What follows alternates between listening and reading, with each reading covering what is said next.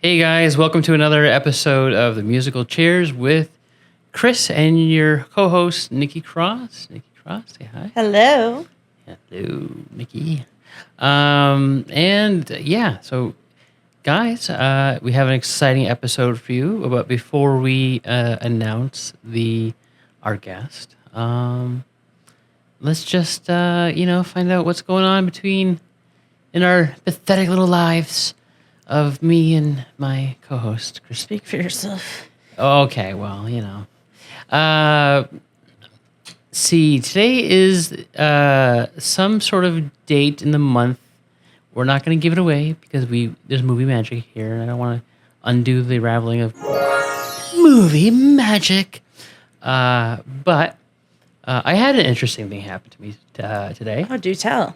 Yeah. So I I am a fan of the Ghostbusters, and I have this printing on plexiglass of it's at that end scene of Ghostbusters 2 where they look at the painting after rescuing and defeating Vigo and rescuing the baby, and it's the Ghostbusters in this like Renaissance pose, holding up the baby and like ooh. So I have that printed on this framed plexiglass. And it's like a sun catcher. I have it in my window, and I when I moved in, I put it in the center of the window. I'm like, there it is. That's where it's gonna live. Haven't touched it. Well, I woke up this morning and it was like pushed all the way to the right side of the window. Like That's crazy. crazy, right? And it's kind of funny because it's the Ghostbusters. So the irony. the irony with that one, like the ghost is like, oh, I'm gonna get meta. But yeah, I mean, I haven't. It's cool and creepy a little bit, but like the place that I'm living in it used to be a funeral parlor or funeral home, and I guess the specific building that I'm in was the morgue or whatever where they held. A refrigerator. A refrigerator, yeah. It was just a freezer.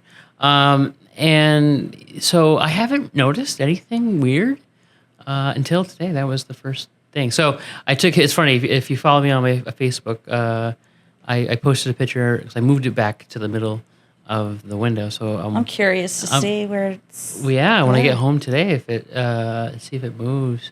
And then if it does, if I do find it that, if it had moved again, I'm putting a camera on that sucker. And I'm just gonna run a camera feed on it and just Just some paranormal investigating. We can't pay for the licensing. Okay, But is there actually a way that you can like put a little clip in like the corner of the actual said picture? So the folks at home can see what you're talking about? Oh, a picture-in-picture. Yeah, I think I can. So if you see the picture, I've already done it. If you didn't see the picture, I can't figure it out. But we'll just have to wait and see. But you audience will already know the answer. I have faith in you. Yeah, thanks.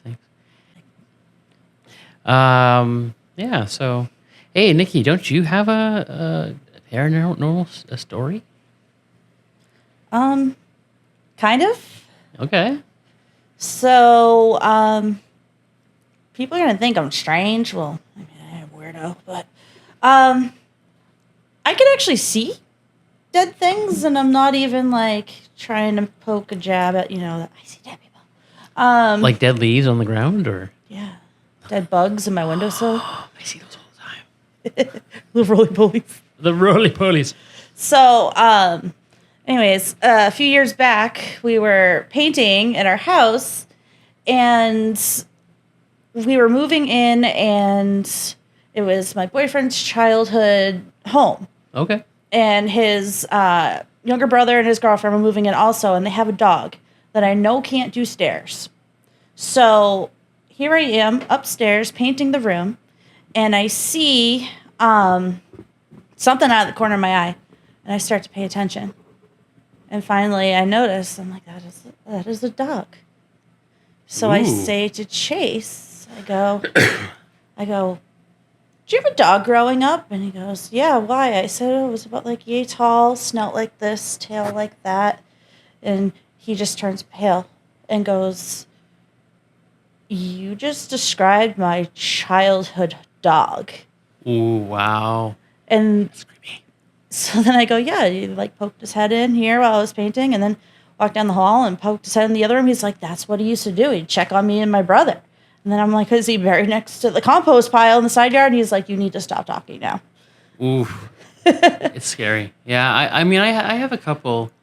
I mean, this is where we're going, I guess, with this, but Yeah. it's okay because I can stage your house if you need me to. it probably needs some Febreze first. Yeah, so Bake some more bread. it's just bake more bread. Yeah, so I don't have too many ghost stories. I did work at the Winchendon Health Center. Shout out to the Winchendon Health Center. Hey. Yeah. And I swear to God, that place was haunted. Like it was haunted. And like dead bugs. Like I would go up on the second floor, and the windowsills would be filled with dead flies, like a good 2 or 3 inches deep. And I would take the vacuum cleaner and I'd vacuum all out. I'm like, okay, well that's clean now. And then I come up the next day, and it was full of flies again. Same amount of flies. It was really creepy. Reminds me of that Deftones song. Yeah. And then one time I was vacuuming. Like nobody liked going up there. Even the doctor's offices were up there. So there was a few of them that just didn't care. But there were a few other ones that just didn't feel easy about going up there. But I had to clean up there because I was housekeeping. And I plugged in the vacuum. I vacuumed one of the offices, came out, turned the vacuum off, and then all of a sudden the radio went on. What? Yeah, the radio went on, which I thought, oh, well, maybe something wrong. Maybe it's something with my vacuum being plugged in and turning it off, whatever. So I walked up to the radio, which was on this little table, and I started to reach out for it, and the radio turned off. Before I even touched it, just turned right off. Yeah. What? Oh yeah, just turned right off. And yeah, so I was like, nope, done, no more vacuuming, and yeah, No more of this building. no more of this building. Yeah, we had some crazy stuff happen there, but there was a old barn, which I'm sure is gone now, but there was an old barn back there that had like a iron lung half buried in the ground. It was, Wow. like, sticking out. Yeah, that was really cool. There is a moral to the story though, because our guest today actually has a tie to Ooh. said house. Yes. So shout out to Franco because that's the house that I'm living at. I'm living at his mom's house. Let me shout out to Franco's mom. The nicest lady you could ever meet, and she has her own tailoring business. So if you need some hems, need some things altered, go ahead and check her. Wonderful lady. If you need somebody, if you need a lady, he's got a lady. Just hit him up. Just hit him up. Yeah. So, anyways, that's that. Yeah. So, without further ado, let's go ahead, Nikki, and introduce our guest. I'd love to. We are joined by Franco O'Malley, the local musician who isn't just your average singer-songwriter. He's the biggest supporter of our local scene. Whether he's hosting the weekly music series Sunday Night Soundbites at the Brew Barn or the lively Wednesday Night Soundbites open mic at the Otter River Pub, Franco's passion for local talent shines. But here's the thing about Franco. It's not just about his own music. He's all about lifting up fellow musicians, supporting them in their craft, and keeping the local scene thriving. Welcome to the studio, Franco. Hey, thank you very much. I appreciate that. Woo! Sweet. Hello, Franco. How are you today? I am doing very well. I thank you for coming into the studio and sharing your life stories, your music, hopefully your social security number, birthday. What else? Name of your firstborn. Yeah, your firstborn. Whatever. Thank you for coming and joining us. We appreciate you as always. Well, thank you very much. Yeah, yeah. I wanted to just kind of let's. Where do we go from here? I guess we just dive right in, right? Sure. Why don't you go ahead and just tell everybody a little bit about yourself? We'll start there. Jeez. I guess we're supposed to be talking about like what I'm into and doing these days. So, I guess we can start a little bit further back. Sure. I've been playing music for close to 20 years now. Before that, I did a little bit of music management promotion. And I've always felt that there's three types of people: the people that dance to the music, the people that make the music, and then the people that put on the show. Nice. Never really decided which one I am.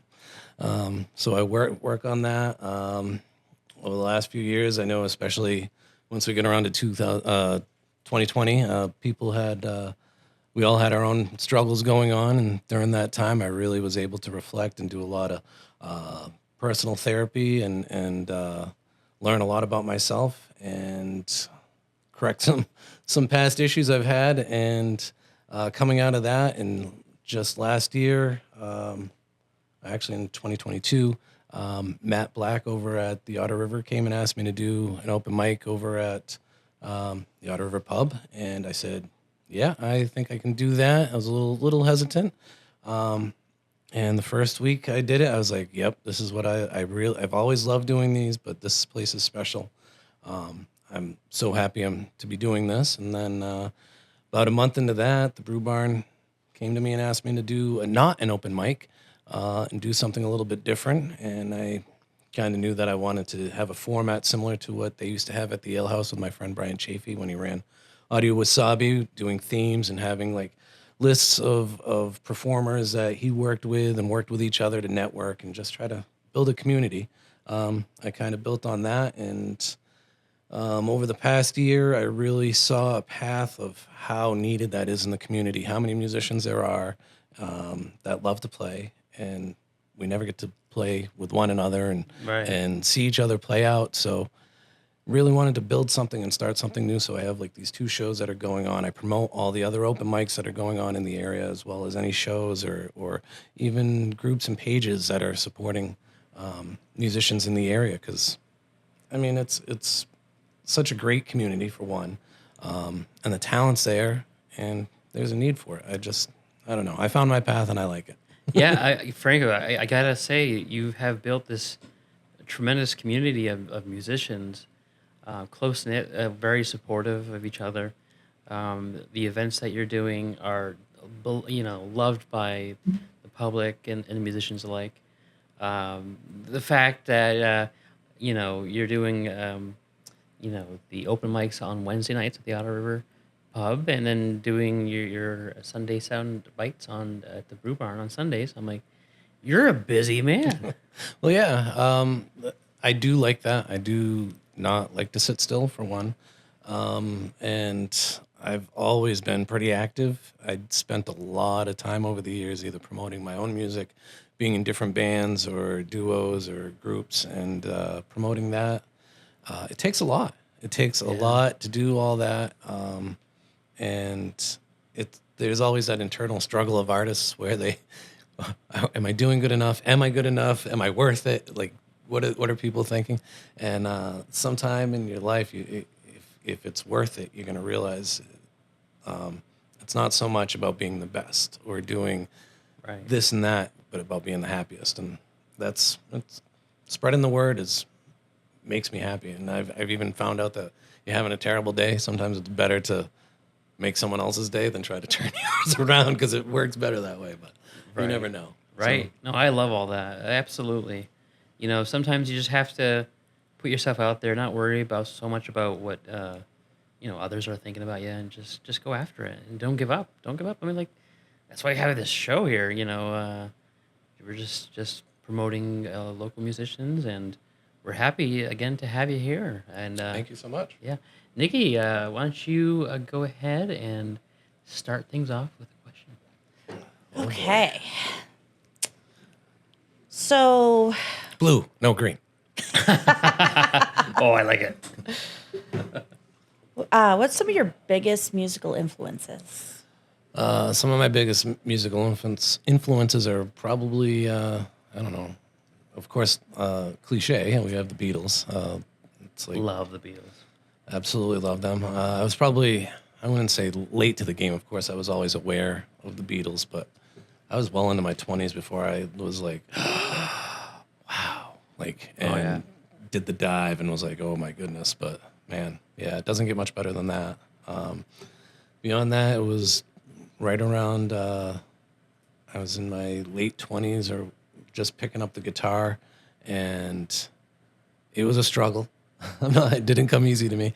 I heard Jack Johnson's first album, Love Jack Johnson. and I'd heard Bubble Toes on the radio. I was like, I got to get that CD. Remember that when you had to go get CDs? It was Remember like CDs? yeah, I was like, I oh like my god, Strawberries. I want to hear that song when I want to hear that song, and I want to hear it again right now. So you go and buy that CD. So I bought that CD and I popped it in the car, and I just remember the first that first walk, and I was just like, that's what I want to do.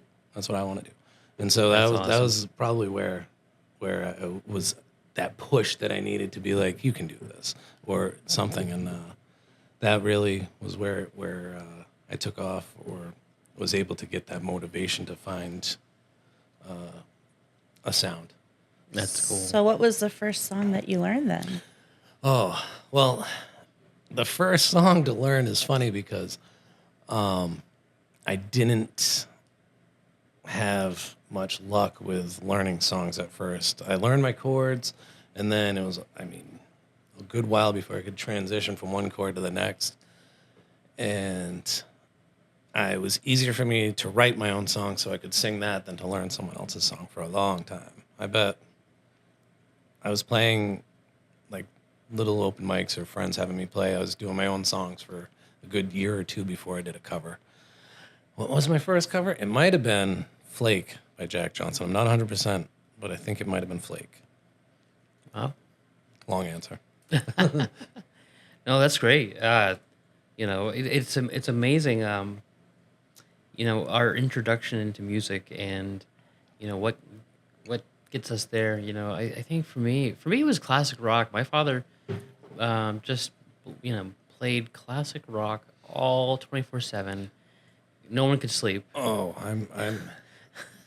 Mine was definitely. I have an older sister. She's 7 years older than me, and it was all that 80s stuff. I mean, she even liked. Even she had that Kiss influence at first from the 70s, but then also, I mean, Duran, Michael Jackson, even those one-hit wonders like Falco were in there. Yeah. I mean, Men at Work. She had all those posters and all those. I mean, just tapes and albums and everything. I mean, remember Columbia House? And Oh, yeah. right, so she'd get all those, and yeah, we'd listen to Atlantic Records. So a lot of 80s was in there. And then, of course, I loved my hip hop. Oh, yeah. In the 90s, still do. I listen to that quite a bit. And, of course, your 90s alternative, grunge, whatever, is probably where I listen to most today still. I know it's the same here. I still am a big Chris Cornell fan. Rest in peace. And Alice in Chains and Pearl Another Jam. one, rest in peace. Yeah. Yeah, I know. Like at least Pearl Jam's also alive. Yeah. But yeah, no. Don't jinx anything. I know. Chris. No kidding. I know. Knock on wood. Yeah. Okay. Yeah, but like it's. Yeah, that was a big influence. So there was a local radio station. Speaking of a RIP, around here called WAAF. Oh, yeah. Yeah, and they were a big influence. We had some great stations, though, not just AAF. There was BCN, there was FNX. Those were three great stations. Oh, yeah. Those. I mean, we were spoiled. Yeah, no, we had some great stations, and but that's why we're doing this show, because we're bringing it back, baby. We're doing it live. We're doing it live. I mean, this is pre-recorded, but we're doing it live. All right. So why don't we get into the nitty and gritty, and we'll have you play a song maybe for Okay. us. Yeah, sure. Or what I would otherwise like to call Dance Monkey. Is this storyteller's time, or is it just strictly play? No, you can, storytell all the way. Go. This is it's been a while, but this is probably the most recent song that I like finished and actually play out. But it's been over 2.5 years now since I stopped drinking. But I drink congratulations. coffee, a lot of coffee, and probably about 3, 4, 5 months into it was like I just got this in my head, and it was like my wife and I were watching TV, and I just got up and walked out of the room, and she's like, "Where are you going?" I was like, "I'll be back." And I like came back, and I was like, "This is what I got."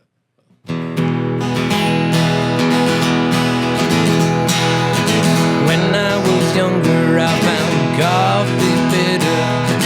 I added sugar just to make it sweeter.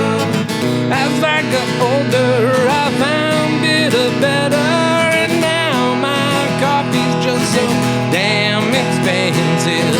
It won't stop me, whatever it costs me. I gotta get me my hot cup of coffee.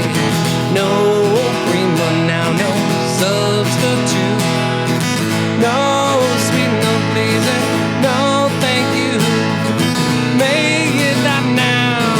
Too hard to handle and take all my money. Keep the change, you filthy animal, 'cause it won't stop me. Whatever it costs me, I gotta get me my hot cup of coffee. Go, go.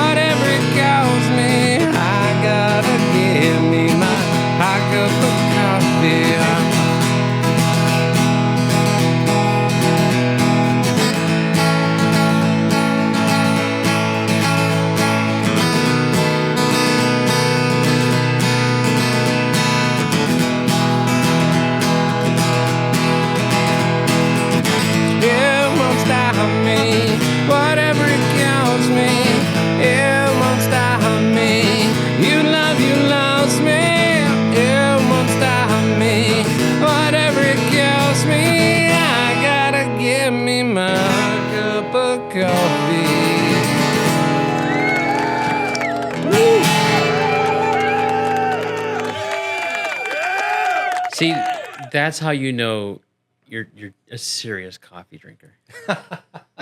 I love it. That is awesome. Thank you. Yeah. Oh, Yeah, I do love my coffee. Yeah. Can't live without it now. yeah. I was never a coffee guy. I dabbled in cappuccinos. That's probably how I got diabetes. And then and then I didn't drink coffee for a while at all, and now I drink nothing but black coffee. I went like from one extreme straight black coffee. I mean, I might get the vanilla iced coffee, French vanilla with the wife when we're out at Dunkin' or something. Yeah. Which Dunkin', if you need a coffee song, Yes. Ding, sponsor us. I discovered the Chobani creamer. Oh, It is a game changer. Like, it's just all 100% like real dairy, so none of that like oils and stuff. Yeah. So good. You don't even need sugar, just a little splash of that. Bee's knees. Sweet. Well, all right. Let's do the. I love this question. shoot, I don't. I try to save it for later. Chris talking to the mic. I try to save it for later because it's such a fun question. But I just let me get in my serious pose. Is it a serious question? yeah. Well, depends on you, man. It's what's the craziest thing you've ever encountered on a gig? This is a good one. Yes. So, it's crazy. Like no matter what you. So I was booked for I can't remember if it was Halloween night or like the night. I think it was like Halloween was on a Sunday or a Monday, something like that. And I got booked for the Saturday, so the October 30th. So I got booked for that night, and then I was told like, it's gonna be a great night, whatever. So I like show up, and I had a costume with me. Thankfully, I dressed normal and brought the costume because it ended up being the Halloween party was the night before at this establishment, and I wasn't told that. So, no. Thankfully, that's fine. That's great. Yeah. I'm dressed appropriately and everything, and I'm playing, and all of a sudden, 4 Teletubbies come walking in the door. Everyone else is just watching these 4 Teletubbies, and they're in character. Oh my God. I mean, I don't know their names, but they were there, all 4 of them, and they came up. I was actually playing Breakdown by Jack Johnson, and they came up and they danced through the whole song. And when the song was over, they Teletubbied out. And oh my God! That was never saw them again, and never saw them before or after. It's like a flash mob of Teletubbies. Yeah, and I could always post that picture out of the blue, and I would just get like flooded with questions about it. Oh my God! That was the most bizarre experience. I don't even know if I have another one that registers because of that one.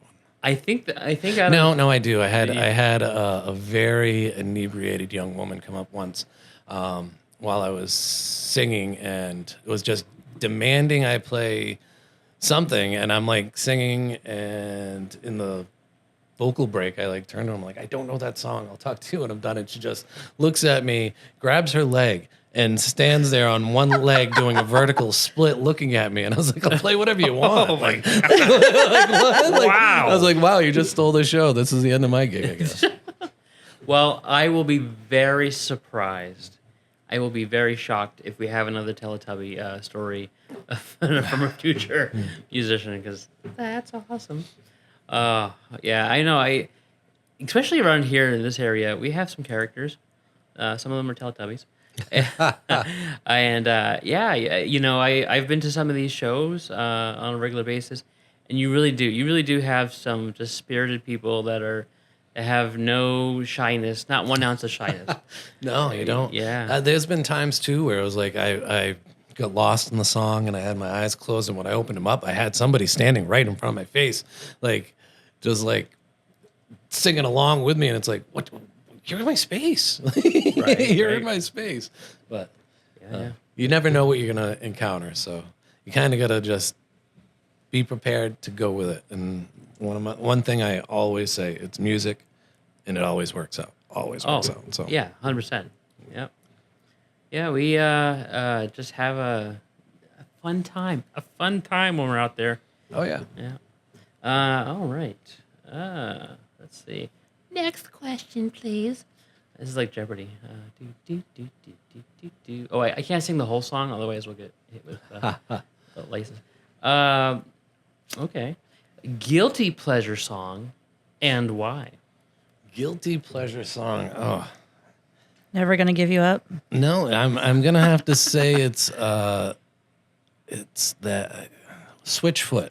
Dare You to Move. Ooh. I actually like that song. I love that song, man. Like, it's just like, I was not expecting that. No. And it's like, I have no answer for that. And I was like, oh yeah, I remember getting some shit for for liking that. Like, and that song, I don't know, that song You do just you. that song moves me. I enjoy that song. I know. It always comes on like when I'm like laying on the couch, like dare me to move. I'm like, I'm not moving. Like, I don't care. Oh yeah. It doesn't get me to move. It just dares me, and I respect that. Yeah, I don't know. The lyrics just touched me. Like, I kind of associated it when I first heard that song. It was right around the time my daughter was born, and I just kind of associated it with my daughter being born, and it kind of held a special place. Until it triple dog dares you. Yeah. And probably a more suitable one. I apologize to my wife in advance because I know she hates it, but I'm sorry, but Call Me Maybe, like, it's just a gem. Oh, God. It's a great song. I don't care what anybody says. I just met you, and this is crazy. Here's my number. Call me, maybe. I enjoyed it. I don't understand. I enjoyed that whole time. Before somebody can come into your life, how could you miss them so bad? I don't know. You know, that's actually, I don't know. Hopefully it's a song that comes to fruition, but that's something that I work with lyrically, and a thought that I'm trying to write about my wife, where it's like, it wasn't, I never met her, didn't know her, but it was like when we did meet, it wasn't even like something in me knew. Like, that's how I put it. Like, it wasn't. You know, you know. Yeah, it wasn't like there wasn't. I just kind of knew there was something more. This wasn't just a date. Like when It was destiny. Destiny. Yeah. I know. It's special. yeah, it was. I can't say I wasn't certain, but I definitely had a feeling. Like Yeah. I definitely had a feeling. That's what I'd like to say. That's so adorable, Jane. We love you. Yeah. See, this is the part where if we had a bigger budget in licensing, I'd play the song "I Got a Feeling." You know? I got a feeling. I can play it for you. Dun dun dun dun. Anyways, no, yeah, I get like, then that's when you've found your true person. Sure. It's when you just know right away. I don't know what led into that thought, but that's what. Yeah, no, this is Call fine. me maybe. Yeah. Jane. You asked how you know that. So okay, just for the record, the road on this show is like very intertwined, and we, it's mainly a lot of I think 80s. that's a sign of a good podcast, isn't it? That I that think it is. brings you around and back again, and Segues on segues on segues on Yep. segues. Yeah, I think you're onto something. Nice, yeah.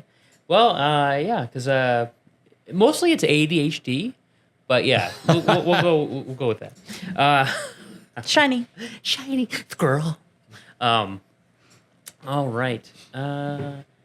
You know what? How do you feel about playing another song? okay. Yeah. This one here is one of my oldest songs that I recorded with my buddy Ryan Murphy, and he helped me on the chorus here to make it a completed song. To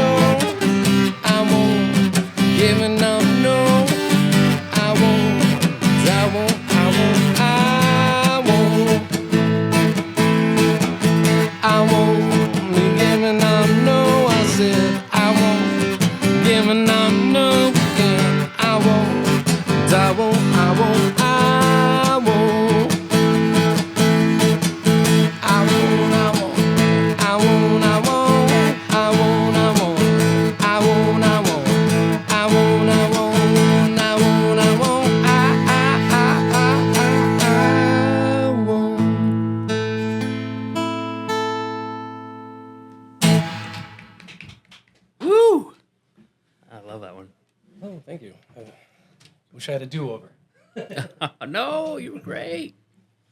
Oh, that was awesome.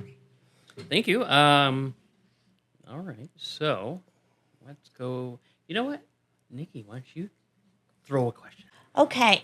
So, living or dead, a dream artist that you would like to collaborate with. Do I get? It has to be one, or do I get like the band, or? Whatever would. All right, so it's one living and one dead, and I don't know why, but I've never really thought about this. It actually is. It's 1.5. One and a half, You 1.5. get 1.5. What if you were to start your own band with just whoever you wanted? You know, I really, I have so much respect for this individual. The other guy in Wham. Do you know his name? The other Andrew guy? Ridgeley. Oh, yeah. Andrew Ridgeley. That dude.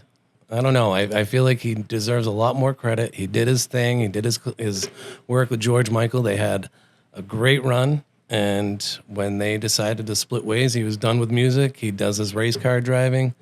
George Michael continued on to be George Michael. And I mean, from what I understand, Andrew Ridgeley is very happy with the life that he chose. And I think he even looked at possibly doing some new music in the, Oh, nice. these days. But I feel like, I don't know, he just some of those songs like that Wham had, those were great tunes. Yeah. So, off the top of my head, him. Bob Marley would be another one. I guess. Okay. Yeah. Are you excited for the new movie? I am. I just wish I had more time to go out to the movies and enjoy them in the theater. I But, feel that. but I am excited to see that one though. yeah. I hope they did justice. I haven't heard any reviews on it yet, so I just saw the promotion that they put out for it. Oh yeah. Yeah. I know it's good to see some of the movies come back out again, Yeah. especially after that strike that they had. Mm-hmm. You know, that was a struggle. I was watching a lot of reruns. I'm excited for that Amy Winehouse movie that's coming out. Oh, I did not see that there was one coming out. Oh yeah, and I forget who they picked to cast, to play Amy, but spot on. Oh, Oh yeah, I'm really excited. nice. I did not hear about that one. I always love a good biopic, Yeah, I do too. but a bad one is bad. Talking about you, Priscilla. Not a fan, huh? Not a fan of that movie. That's such a No. Yeah. Another one was the one that Van Zant did there that was supposed to be loosely based on Kurt Cobain's last days. That one was painful too. Oh, that's too bad. Yeah, that could have been a good movie. Mm. Good story, but yeah. There's a lot of band movies out there, or a lot of music. Oh yeah. Like I mean, there's was it Styx that that was like a movie based band, like was it Styx? Am I having a stroke? Are you talking about Spinal Tap? Sorry, I am having a stroke. Spinal Tap. Yeah. That would be meningitis. Yeah, Spinal Tap. There's some good songs there. Oh my God, yes. Yeah. Yep. Yeah. And then Big Bottoms. Yep. Oh yeah, great song. And then even the Monkees, like Oh my God, I love the Monkees. That was another great musical influence on me. Like I grew up, like Monkees. Like I would watch that daily. oh yeah, WLVI channel 56 when it was on UHF. Like yes, Yeah. yeah. Oh my God, Memory Lane. oh yeah, and I mean such a great band and such a great just concept. They took like two true musicians with Peter North and Michael Nesmith, and then they had the Showman with Davy Jones, and then Mickey Dolenz as a comic relief, who ended up becoming quite the musician in his own right, and a great singer too. Absolutely great singer. Oh yeah. Just a great mix up of four people. I was telling someone that the other day. Just love the Monkees. Hey. Guilty pleasure, absolute guilty. And those are so many of those are Neil Diamond songs. Yeah, right. So many of those are Neil Diamond songs before Neil Diamond was Neil Diamond. Yeah, that's right. And he's Neil Diamond Tupulus. I know. Can you imagine getting like a Cribs look at Neil Diamond's crib right now? It's probably big. Full. Oh my goodness. Full of Carolines. Yeah. Where all the magic happens. Oh, magic. Yeah. Him, Wayne Newton's got a whole mansion full of Donkashanes. And Shane. Oh my God. Good times. Yeah, so let's get back to some more questions here. So, out of all your experiences so far in the music industry, what's your favorite? My favorite experience. Please say the show. I really wouldn't say I'm in the industry. I'm in, Yeah. but In the scene. yeah, I guess I'm in the scene. I would say one of the most enjoyable experiences I had was when, where I first got started was I had a friend's band, Krakow, and they were big in the area. And I found a festival that was going on in Tennessee that was a showcase festival for the industry, and was able to get them down there and do that. And it was getting 2 vehicles filled with people and instruments down there, having a place to stay, getting gigs to do while we were down there. There in time for the show. I mean, there was hijinks, there was chaos, there was bonding, fights, fun, and I mean, just it was a great experience where I mean, come on, man, I ended up in an ER. I had to help a friend. I think somewhere down in the past, somewhere, I might be in a same-sex common law marriage because I had to let him use my insurance. I don't know how that works, but the physician was like, we're gonna work this out for your friend if you can put him on your insurance. So that worked. You're a good friend. Yeah. It was quite the trip. I'd do it all over again in a heartbeat. Wow. With that same group too. Yeah, it was a good time. That's awesome. Yeah. I'm telling you, like, group stories, man. Woo. Yeah. You know, speaking of groups, you're part of another group, aren't you? An Irish. Oh yes, yeah. I have well, I guess we do a St. Patrick's Day gig. This will be our 2nd year at the Brew Barn. We've been doing some sort of celebration every year since about 2012, 2013. We've been doing this. It's me and my 2 friends, Ryan and Scotty Murph. They're brothers, as well as my friend Mike McDonald, Mako, who's also a part of Neon Alley. Great bassist, Berkeley taught. Great guy too. But there's originally the 3 of us, me and the 2 brothers, and then Mako. We made him an official member this year. He's always jumped in and done a few songs. And I mean, I've known Mako since I was 16 years old, and he's just a great guy, and he's a great bass player too.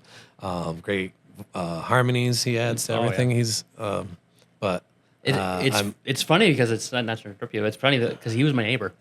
Oh, right, over up in Winchendon, yes. Yeah, Winchendon, yeah. He's I mean, yeah, you're absolutely right. Everything you've said, 100% true.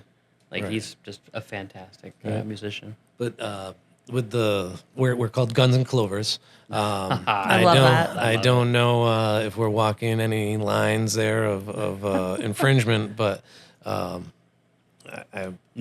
waiting. Someday maybe we might get a cease and desist, and that's when I'll consider Squirt that. Guns and Clovers. Yeah, we actually made it when we do that. But it's such a fun time, and it's been such to look back and have such a great perspective on our growth, not only as musicians, but our own relationships with one another, as well as how much we've each individually grown as people, and the experiences that each of us have had gone through over, I mean, it's over 10 years now that we've been doing this just as musicians, regardless of our friendship prior.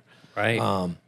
And the last 2 years, because we took a little time off because of the pandemic, but the last 2 years, the growth and maturity that we have together, where it's before it was a chore, and it was kind of like, I got to practice tonight. Now it's like, all right, we got practice next Monday. I got to prepare for it. What do I have to do? And all of us are on that same page and excited and working together. There's no animosity. There's no ego.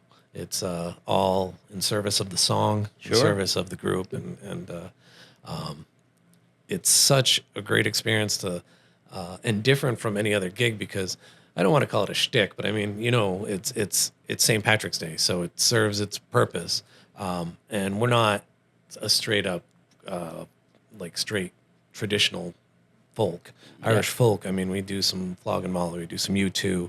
That's great. Yeah. None of the what are you gonna do with the drunken sailor? Oh, we do all that. We do some of that too. But I mean, Yes. but we kind of have some modernization or some conventionalism in there that to mix it all together. And when you have something like that and everybody's coming for the same reason, Yes. that's something special. And you see the sea of green out there in front of you, and the glasses clinking, and people that you wouldn't expect knowing these old traditional songs. That, oh my goodness, they grew up with those too, or they married somebody that taught them these songs or got into these traditions. And I always like to say, regardless if you might not be Irish today, but on St. Patrick's Day, we all are.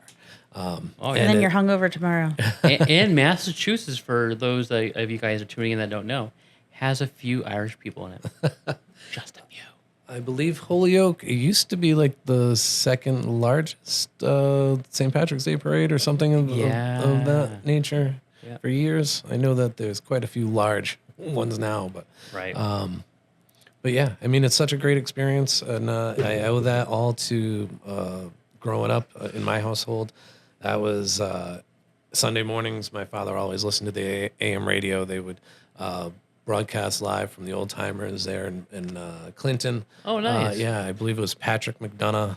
I can't remember his. I mean, O'Malley Yeah, seems pretty Irish to me. yeah. So we'd be going back into getting out of church, listening to that on the radio, get home, and we'd have that playing in the house on Sunday mornings. And I just always grew up on those songs, and I mean, St. Patrick's Day was bigger than Christmas or any other holiday in my house. Like with my dad, it was just crazy. Oh, that's so cool.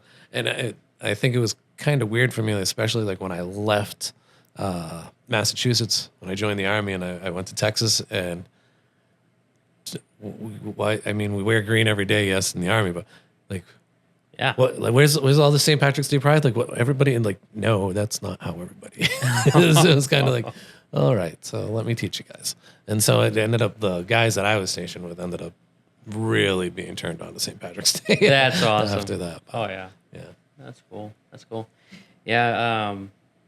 I love a lot of the holidays, but St. Patrick's is definitely one of my better liked. It could be like the and it should be treated more like the Thanksgiving of spring. I mean, Yes. you can have like great food and friends. You're not buying people gifts.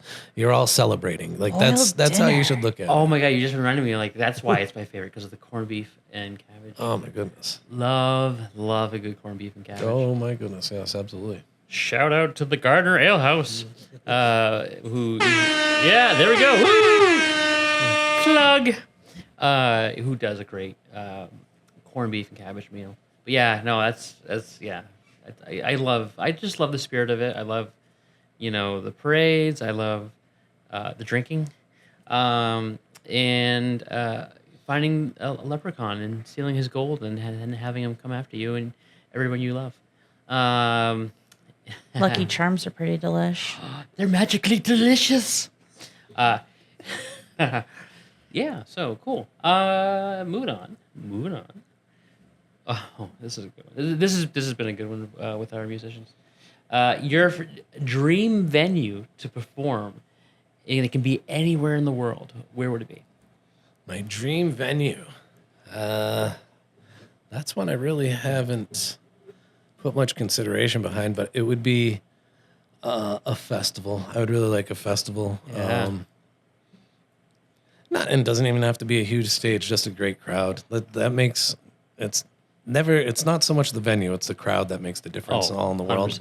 100%. But yeah, just like an outdoor festival would be great with a great crowd. We mentioned Bonnaroo before. Yeah. That's probably my favorite festival that I've ever been to. So Yeah. that'd be a good one. But I went like back in the origins of it when it was all jam bands. So I'm not quite certain how it is now. Yeah, I some of my more memorable uh, life events as far as going to music festivals. I mean, music festivals is the one thing that I remember the most. I remember the local bazooka. Oh yeah, I went That to several of those, a that couple was of them. huge. Never when they were in Fitchburg though. I always went when they were in Lowell. Yeah. Oh yeah, yeah. And then like the smaller stuff, but that was still really cool. Like the Indian Ranch. Oh yeah, Remember Indian Ranch? Loved going there. I saw. They're still going. yeah, and Yeah. they've gotten bigger and better. I guess is the way to put it. Yeah, yeah. Yeah, there's been a lot of really good jam bands come through there, especially like the And last few classic rock summers. bands, too. Yeah. Yeah. I saw Brad Paisley there, and it was funny because his fiddler is a spitting image of one of my buddies. And I could have sworn it was my buddy up there playing the fiddler, but it wasn't. But yeah, no, it's a really cool experience. If you're out in this area, you can check out Indian Ranch. It's, great venue. But yeah, no, I get it. The festivals are fun, and you're right. It has to do a lot of it with the crowd. If the crowd's Sure. into it, Absolutely. and that's why I thought of local bazooka right away, because the crowd. I mean, that was like a huge spread of stages, but everybody was just really into the bands, and there was no chairs. You're just like shoulder to shoulder with people, and you felt like you were all family, just singing these Oh, songs. yeah. Yeah, that's cool. I went to this festival back in 2018 called Voodoo, and that was in Oh, New yeah. Orleans. Yep. And they haven't, since COVID, it hasn't come back. It was supposed to happen a few years before that too. Yeah. And they had to reschedule it. Yeah, and oh my goodness, let me tell you, you want to talk about Mudfest? Oh, We Went to a had couple of those. a freak tropical storm just blow in. It wasn't even forecasted, and the amount of mud like suck the shoe off of your foot, gone forever mud. But let me tell you, it was so cool. I saw Guns N' Roses, Post Malone. oh, I saw Brandy Carlisle. I saw Beck. There was Love Brandy Carlisle. yeah, there was a Yeah. lot of electronic music there. And I think the funniest thing that I happened to see was, we were at the electronic music stage, and, you hand out little trinkets to people and all that. Well, then we go over to the main stage where Guns N' Roses is playing, and I see somebody try to hand out a duck. And they're looking at it like, what the hell is this? I don't want this. And I'm like, wrong concert. But it was just, like you said, it's really the crowd that makes it. Oh, yeah. Yeah. Because even though you had so many different genres, you could just tell Yeah. everybody was there for the same reason. Yeah, and local bazooka did it a lot with not local Lollapalooza. Lollapalooza. did it a yeah. lot. They might have been the first one to really embrace the fact to try different genres, because I mean they would bring in rap and hip hop with the alternative bands, and people loved it. I mean it's almost synonymous with one another in my age. I can't make a Beastie Boys playlist on my Spotify without getting all my Sure. alternative music in there. Right. And my alternative playlists definitely have the Beastie Boys in there. Yep. And I mean, you even have artists like Beck who's done both sides of that. And the Right. Beastie Boys have done both sides, but it's just I don't know. We had a great time to grow up. I heard a together live back then. saying, it was Johnny Cash to Biggie Smalls. I like it all. Yeah, God, I love Beastie Boys too. Like, I mean that Rest in peace. I know. I was so sad when I heard but I remember the music videos. I loved. That was back when MTV used to play music videos. Remember that? Oh yeah. Yeah, that was good times. But yeah, Brass Monkey, that funky monkey. It's just, yeah. All right, so let's see. Nikki, do you have a question? Yeah. I know you mentioned that you're in Guns N' Clovers. Are you with any other musical acts in the area? Not anymore. This past year, I decided to, or past winter, I decided I'm going back to school now. I'm starting to do media arts and technologies, Nice. focusing on learning my skills and crafts more or better than I know them now, and So I kind of stepped back from doing the other things that I was. I had another act with Bodega Dog. That was my friends Andy and Ashley and Chris. But I just kind of saw my path where it was going. So I was stretching myself a little too thin. Right. And I had to find where I could do the most good, not only for myself, but I just saw a need or a demand for these people love to play, and venues do love to have live music, regardless of the current landscape or environment that we have. We miss it, man. It's been a big change over the last 20 years. There used to be several venues in the area every night with bands. Sometimes they'd have two bands. Right. They would split the bill. But you would see that out front written on either they'd have a sandwich board, or some places would even have a marquee.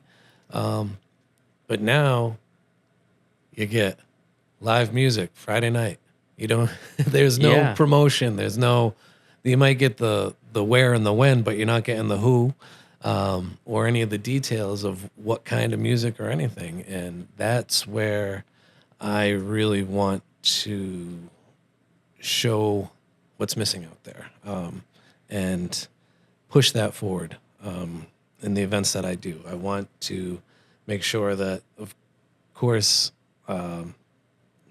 people know what's going on and all those details. But as musicians, we need to be good, but it's our job to bring people in. And that might not be to see us. You got to make sure that people know there's food there, what kind of food's going on, what other attractions might be in there, because every little thing helps.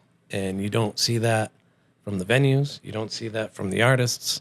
And you kind of got to bring it all together. And that's what I try to do with everything. I miss some things. I'm not perfect, and I'm learning as I go. And that's why I kind of love it. I'm not on anyone else's schedule. Right. I'm kind of, the way I like to see it is, if anyone else knows what I'm doing, can you please tell me? Because I have no idea. I'm just figuring it out as I go, trying to find new and exciting ways to promote that. Maybe other people aren't doing it, or maybe someone else is, and I can get my inspiration from there. No, and that's what I love too. Is that you're treading these unfamiliar waters. If there's one thing that's really difficult, I think, for a lot of musicians in the area is to market themselves. They're really focused on doing their gigs, performing their music. There's so many different hats. Yeah, there's a lot of hats, and I love the fact that you're out there, you're organizing these events, you are coordinating with all these musicians, gathering them up, and you've inadvertently, or maybe on purpose, have formed these musician communities, these tight-knit communities where everybody's just really super supportive of each other, and it's really cool what you've been doing. So even though you might not necessarily, don't have a script as far as, how you're going about it, I think everything you've done so far has been terrific. And it goes to show the need for that sort of service out here. Because, again, there's a lot of musicians out here that are really talented. Oh, my goodness. Yeah. It takes so much more than talent. Yeah. But the funny thing is, again, you have so many different responsibilities or hats that you put on, and it's like sometimes I'll put some content up and I'll be like, or I'll plan something out and I'll be like, this is all put together by me, my lawyer, my publicist, my promoter, my everything, and of course that's me. All of those people is me. Yeah. And I try to show that to other people, that it's like, it takes more than talent. But the funny thing on the other side of that is, I have found applying myself into those other areas as well as into the events, it all goes back and to my relationship with my own music, and it improves. Right. Because I don't know if it's more pride or if it's more attention, or the fact that I've settled on my place and my happiness, that it's just makes it easier, or what the case may be. But I believe it's showing attention to all aspects will make everything better. I mean, with balance, you can't just show attention to one. It's you have to have some balance, and that's internally. That's not just with each one. You have to. Oh yeah, no, absolutely. Because even with me, I work a full time job. I'm sure you do. Oh yeah. Yeah, yeah. And then we have our families, and then and then we have our passion projects, and yeah, I can absolutely understand just spreading yourself too thin. But it's when you're doing a passion project like what you're working on, you get this like source of energy for it that just seems supernatural. We're going to talk about something that I just strive for, and ever since I heard of it, it's just sounds like the perfect place. It's called the flow state. Mm-hmm. It's something when you are in that passion project, or you're immersed in something. It's like you're not hungry. Nope. You're not tired. You don't have to go to the bathroom. You're not thirsty. It's like your body doesn't need anything. For some reason, it has this own homeostasis that it has created that nothing. I learned about it as listening to a podcast, and they were talking about Beyonce. Oh, yeah. Which, of course, she is amazing. But the amount of work that goes into everything, and that's not just her. I mean, she has teams upon teams. Right. But she is in control of all that. And they say when she works, like when she learns those routines, it's nonstop. And it's like there's no, like, she doesn't need water. She doesn't, like, she just goes and is nonstop. Yeah, no, I get it. I mean, both Nikki and I have been here in the studio for 4 days. We haven't eaten. I'm just now drinking for the show purposes, but this is like my first glass of liquid. If you hear my stomach rumbling, just ignore that. Yeah. No, but in all seriousness, I get it. Like, even for me, I do a lot of drawing, and I started drawing. I'm like, I look at the clock, and it's like, all right, well, it's 6 p.m. I'll draw for like a half hour, and then I'm like, all right, there, I got a nice, happy little cloud, and I look at the clock again, and it's like 8 o'clock at night. Yeah. And I was like, what? Yeah. Where did that go? Yeah. And it's just that you're in tune to your purpose at that point. Like, that's what you want. Right. Yeah. Yeah. So, all right. You know what? We've had a lot of jibber jabber. You want to give us another song? Because we're needy. Just saying. We require the music talent, sir. There's another one of my much older ones. You ever have like a friend go through like a breakup and they don't shut up about it? I might have been that friend. We've been that friend too. Yeah. We've all been through the breakup, or had that friend that goes through the breakup, or in this case, when they're both your friends and neither one of them shuts up. Oh. Yeah. So I always like to say this was a huge hit in Royalston back in 2003.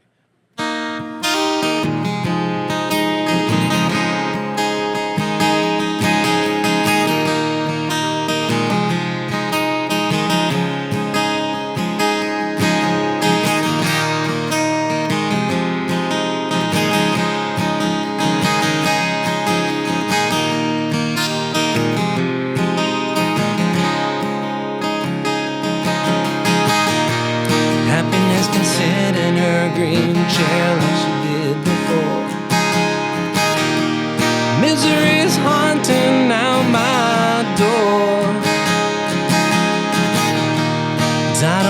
talk about it, and I don't wanna think about it, and I don't wanna waste my time no more. What am I supposed to do? I don't wanna talk to you. What am I supposed to do? And I don't wanna look at you, say, I don't think so. I don't think so. And I don't think so. Soon tomorrow will be just like yesterday. Soon tomorrow will be just like yesterday.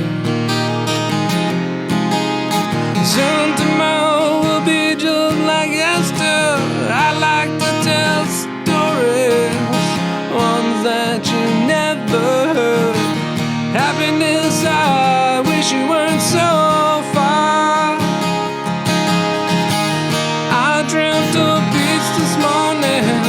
Last night I drank so hard, and I just wanna waste my time some more.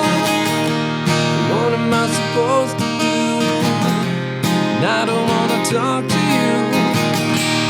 What am I supposed to do? I don't wanna look at you, say, oh, I don't think so. Oh, I don't think so. Oh, I don't think so. Soon tomorrow will be just like yesterday. Soon tomorrow will be just like yesterday. Soon tomorrow will be just like yesterday. What am I supposed to do? I don't wanna talk to you. What am I supposed to do? I don't wanna look at you, say, oh, I don't think so. Oh, I don't think so. Oh, I don't think so. Oh, I don't think so. Oh, I don't think so. Oh, I don't think so. Oh, I don't think so. Oh, I don't think so. Oh, I don't think so.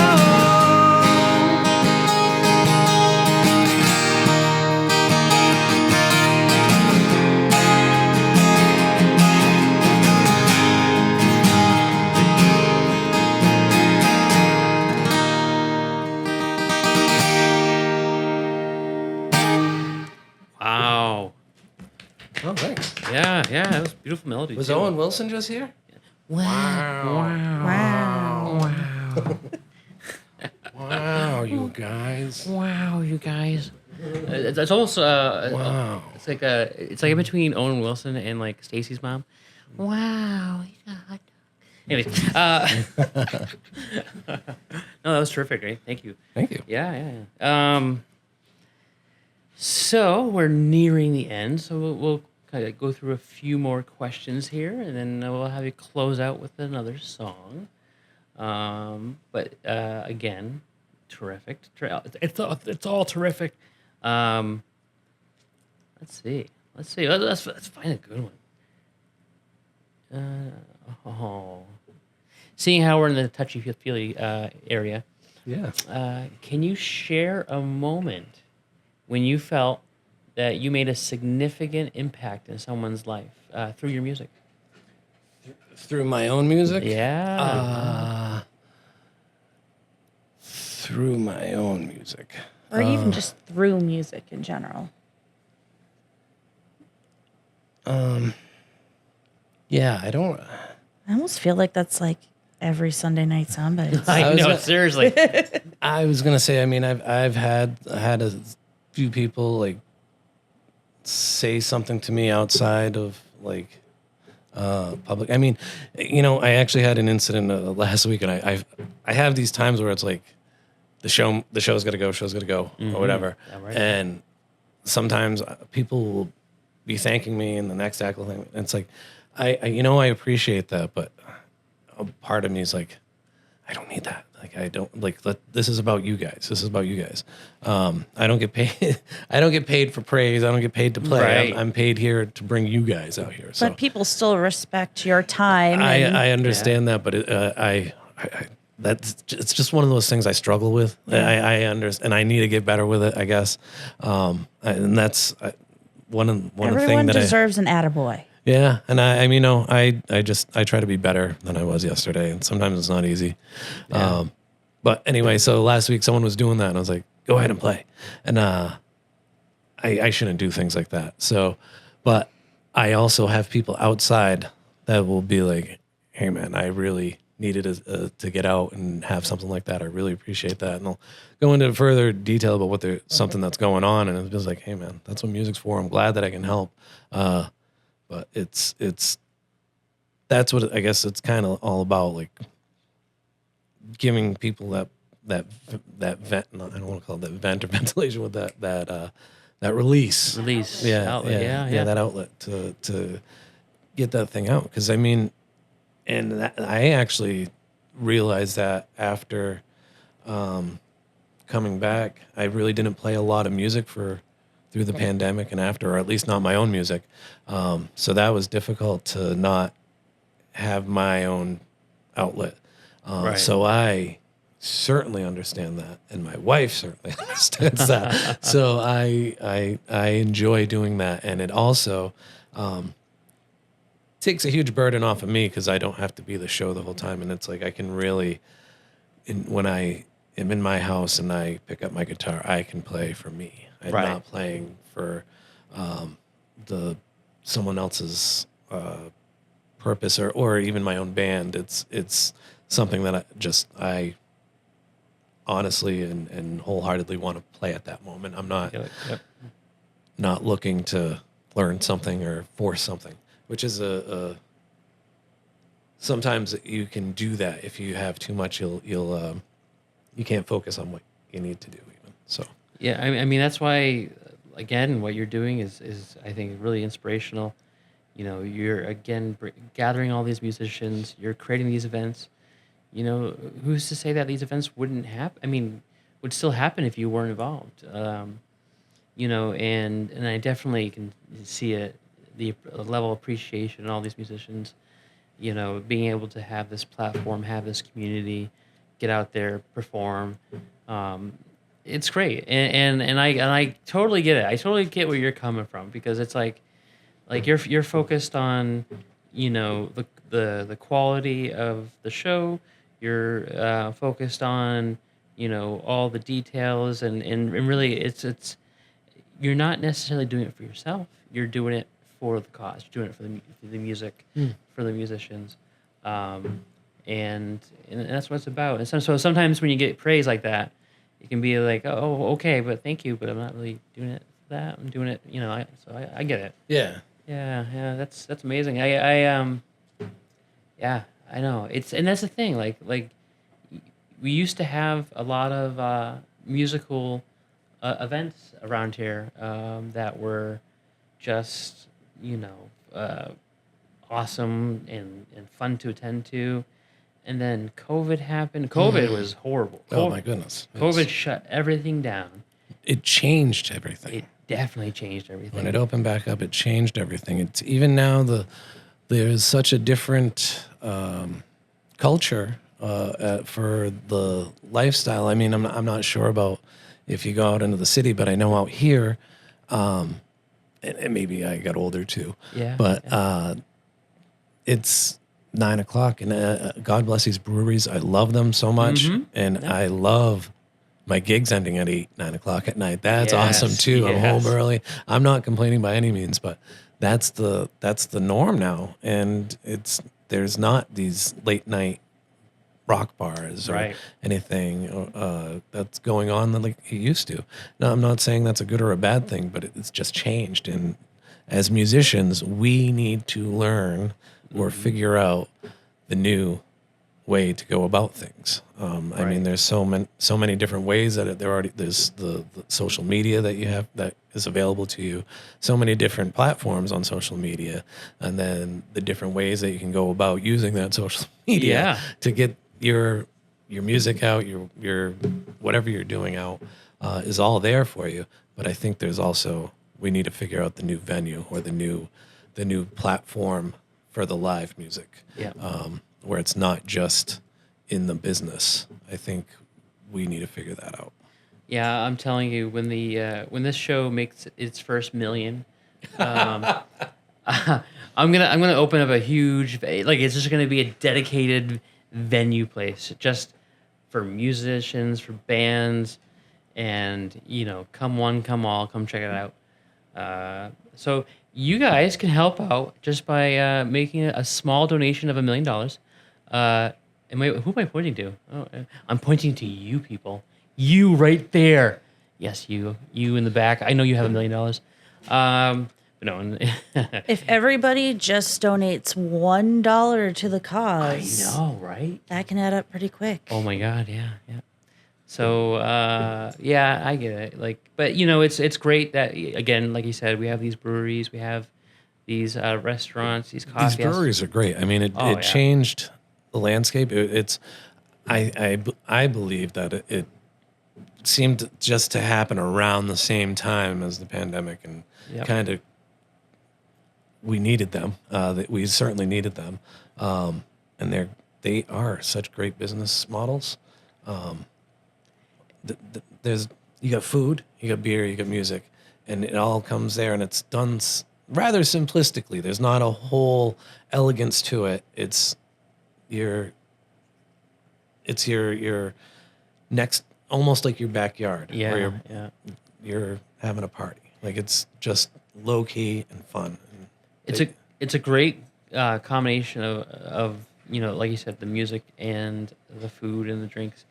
And another industry that got hit hard during COVID were restaurants. Of course, yeah. A lot of restaurants didn't survive. So Yeah, and they didn't bring music back. The ones No. that did, because now they found that they don't need the music Right. as much, because the DoorDash and Grubhubs and the deliveries, they found the alternate route to really make more income and not have to have that need. yeah, so that's the other thing too. That's the other thing too, is that we, as a society, have gone through COVID, gotten isolated. A lot of us were working from home, just really not leaving our four walls of comfort. And so even though COVID kind of eased up and we were able to kind of try to return to some normalcy, I feel like a lot of us just haven't really recovered from it, that we're still, really attached to our isolation. And the fact that, you're out there and you're putting on these shows, trying to get people to, walk out of their comfort zone now that's been established since COVID is great. It's a great thing because we need to get back out there. We need to socialize. I mean, we're a sociable animal, and so what better thing to socialize with is music, food, and beer and drinks, good drinks, ales, Yeah. like all that stuff. It's just and so that's great. That's awesome. I love what you're doing.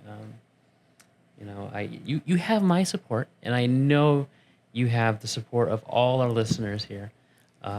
So again, if you're out there in Massachusetts, come check him out. Come check out his events, and yeah. So again, that's the Brew Barn on Sunday nights Yeah, at the Red Apple Farm at the Red Apple Farm in Phillipston, Mass. Phillipston, Mass. Yeah, and With our then good friends Timber Fire Pizza. oh, Timber Fire Pizza. I'm so glad you brought them up. Yes. No. Seriously. Amazing. Amazing. Oh, yeah. Todd, if you're phenomenal, like everything. We love you, Todd. We love you, Todd. The pizza is incredible, and Oh, the yeah. combinations of toppings. Yeah. It's just out of this world. They come up with some good stuff. Yeah. Oh my God! And we were talking about St. Patrick's Day. Their St. Patrick's Day pizza is amazing. They have a Guinness stout pizza and a corned beef pizza. That both are amazing. Oh, say What? less. Yeah. Well, that's what they did last year. I'm not sure what they're gonna have coming up this year. How did I miss that? Yeah. Wow, yeah, and then Wow. Wow. the and then the Wednesday nights at the Otter River Yes. Pub. Yes. That's so much fun over there. Definitely one of the most liveliest open mics I've ever not only put on myself but been to. That's amazing over there. Yeah, Wednesday nights. I do a little different thing there, though. I put the sign-up list out on Monday mornings through the event on Facebook just because, Right. again, times have changed, and I'm changing with it. People, I've done open mics consistently since 2010-ish, Yeah. and people have changed. Some people need to have that commitment, and they need to make it before that day where they're preparing for it and getting it done. Other people just need to show up. And you know what? If there's not a spot on the list, show up. If you tell me, hey, I didn't see a spot on the list, but I still showed up, I'm going to be like, I'm going to put you on the list because you showed that initiative and you really wanted to play. And most of the times, someone cancels. Right. Anyway, so it's music. It all works out. It does. It So, does. but on top of that, I also want to say there's some other great open mics going on around here, and consistent open mics.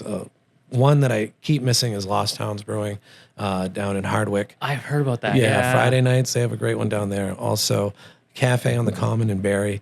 Not only do they have a great open mic with some great hosts, they have Sarah Sherblom and Dave Ewells that usually go alternating weeks. But Nice. And the food there is amazing. Yes, that's exactly. Yeah, I'm adding that to my list. The food there is yes, amazing. Dewey and Jada that are the owners there. They're great people. I like to say it's like you're going to your friend's house and they have amazing musicians as friends and And the unbelievable most food. amazing, like home cooking, Yes, it's just comfort. Comfort food that Oh, just so sticks good. to your ribs that you're like, oh, give me more, but I can't eat it more. I'm so gonna add that to my Yeah, list. the ribs there are amazing too.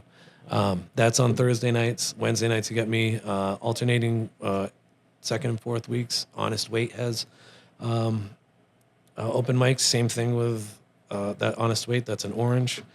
Also in Fitchburg, second and fourth Wednesdays. Also, you got that's Mike Kelly. He's over in the Boulder. Every other Tuesday, you get the 873 Cafe in Ashby. Yeah, That's yeah. with Chef Sean Smith. If you haven't eaten there, that's another place. Amazing food. 873 Cafe. Definitely a little hidden Ashby. gem. Oh Yeah, my yeah. goodness, yes. Just the best tacos you'll ever have. And then Monday's brand new. My man Jared Moore is running one down I was in just Mill about to City. say. Yes. Yeah. Mill City Pub there in Fitchburg. He just started last week. I heard great things, of course. I'm not surprised. Right. But it's going to get bigger and better, I'm sure, over there too. Yeah, and that's what I love. I mean, we're doing what we. Oh, yeah. one last one. Saturday. Yeah. Every other Saturday, the PACC in Gardner. Glenn Sylvia. That is the longest running open mic that I know of. That's been going on since like early 2000s. Wow, yeah. So Yeah, PACC located in Gardner. A lot of terrific events. yeah, a lot of there. live music in A the lot of live summer. music. I love the car shows on Friday Yep, nights. yep. Yeah, They have yeah. the car shows on Friday nights, and Yeah. they usually have something live bands with parties on Saturdays too. Yeah. Yep. And they have that back pavilion too. The Oh, I know. that's a great fun room to play in. Yeah. It really is. It really, yeah. You know, the Big Random played there a couple times, and, Mhm, yep. yeah, I also saw the Ben Cody band perform back there one time, and there's a lot of great musicians that come through there, and I love this. I love the space. The atmosphere is really cool. Yeah. Oh, and one other one. Yeah. Which it's absolutely amazing. Her name is Laura, and I apologize. I believe it's Dika Marino. She runs the openest mic, and that is on a monthly-ish schedule at venues or all around here. She has done something amazing where openest mic is the perfect absolute perfect title for it because anything goes. She had comedians, she had singer-songwriters, she also had spoken word. She had a gentleman do spoken word, and he had a trombone that he did to play along with it. It was just a great time. Is that the place, the coffee shop?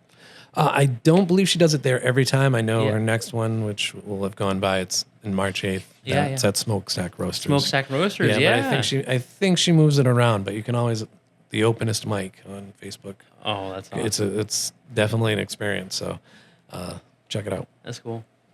Well, we are have hit that moment in a time where this such wonderful good thing must come to an end. Can I ask you guys one question? Oh my! Oh, a first. Oh, flipping the switch. Yeah, Oh, I like. and you can use it later on for your. Yeah. If they were to make a movie about your life, who would play you? I know right away. Does he have to be alive? Nah. Okay. Chris Farley. Oh, okay. 100%. All right. That's not a bad call. Okay. How about you, Nate? Way back in the day when I used to work in hospitality, a bunch of people used to say I looked like Jennifer Lawrence. Oh. I don't see it, but I've had several guests be like, "Hey, Jennifer," and like, "Oh, you're talking to me? You look like Jennifer Lawrence." And I do really like her. She's a phenomenal actress. Oh, so- she is. Yeah, I'm fine with that. Katniss can be me be Katniss. I'm fine with that. I connected right away with Chris Farley just because, fat man in a little coat. And living in a van down by the river. Which ironically, we're all now living in vans because we can't afford houses. How great is that? Yep. So before we let you go, before we unlock the door, which we don't do very often, let's close out with a final song, shall we? Final song. If it's the final countdown, I'll be pretty. No, I was running it through my head. I was like, "What's the last song gonna be?" Is it The End by the Doors? No. Ooh, that'd be a good one too. I don't know. Ooh, we need to do some slide guitar or something.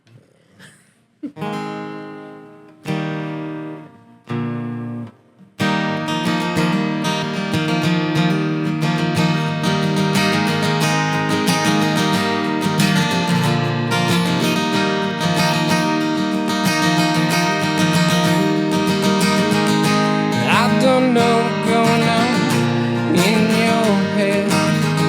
I can feel your wheels turning. Can't help but notice you got it held. I know you're scared, honey, but who isn't?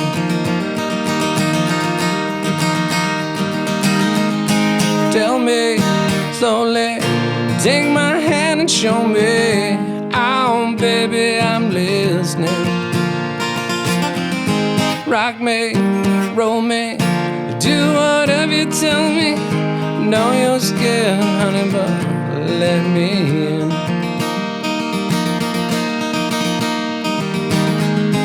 I see nothing wrong daydreaming when you like what you see.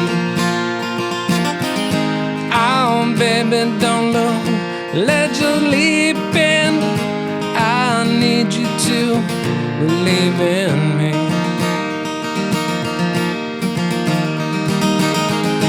Tell me slowly, take my hand and show me. Oh, baby, I'm listening. Rock me, roll me, do whatever you tell me. I know you're scared, honey, but who isn't? You say you want me, well, babe, you got me. You keep holding on, but you're losing control. You say you want me, oh, babe, you got me.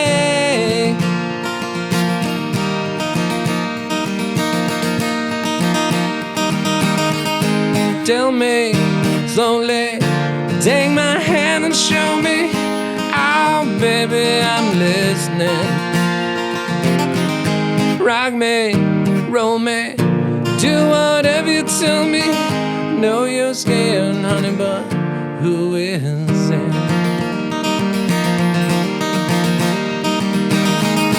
Can't help but notice you're guarded. I know you're scared, honey, but who isn't?